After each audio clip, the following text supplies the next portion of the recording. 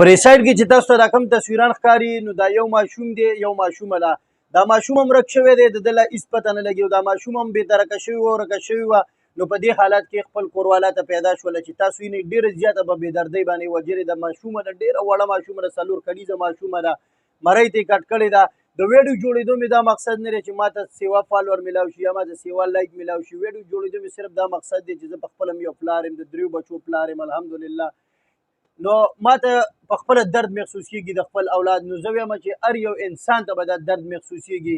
ویډیو چې څومره هم شیر کېږي د نه شیر کوي، ځکه چې د دې یو ماشوم لا پته نه لګي، هېڅ پته نه لګي، مړ دی ژوندی دی، که ژوندی مي او که مړی مي الله دې نه وژني. ډېر زیات ماشوم دی، زما په خپله زړه درد کوي. نو ویډیو در سره شیر په دې وجه کوي چې دا ماشوم خپل مور او پلار ته پیدا شي. دا یو ماشومه خو پیدا شوله. ګوره زما د ویډیو جوړېدو صرف دا مقصد دی، یو وړوکی شان ریکویسټ دی خپلو خویندو او ورونو له ورکوم. ورونو لا خو به په دې باندې ورکړم، خو اکثر ورونه چې کم دي که نه واده کړي کسان چې څومره دي نو هغه خواران خو ټول مسافر دي. زه په خپله مسافر یم، ځکه چې د بچو د رزق په تلاش کې یو ملک ته او بل ملک ته او په خپل ملک کې په میاشتو میاشتو باندې ورکې دي بچو له رزقونه کوي را پیدا کوي. او خاص کر کمې میندې چې په دې کور کې دي نو دې میندو ته ډېر زیات ریکویسټ کوم چې د خپلو بچو په خپله خیال ساتئ.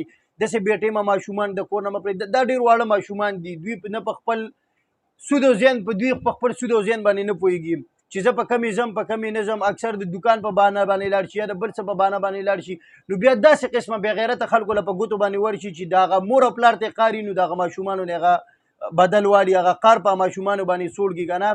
نو د داسې کسانو خو نه په دې دنیا باندې ځای شته دی او نه په هغه دنیا باندې ځای شته دی. خو هغه مور او پلار ته خو درد راورسي که نه په دې سینه کې چې بچو دپاره کم درد یې هغه مور او پلار ته میلاو شي. نو ریکویسټ درته کوم چې د خپلو بچو خیال په خپله ساتئ، خاص کر د میندو ته وایم، ځکه چې میندې ورسره په کور کې 24 ګنټې هغوی سره په کور کې چې پوه شوی چې ماشوم هم د کور نه بار ووتو بېدرکه شو 10 منټه 15 منټه 8 منټه دا ستاسو د سترګو نه ماشوم وړاندې شو خوا دې خوا شو. نو کم چې د کور پویه بنده دی هغه ورپسې 2 منټه کې ربار کوي، د خپل ماشوم تلاش په خپله باندې کوي.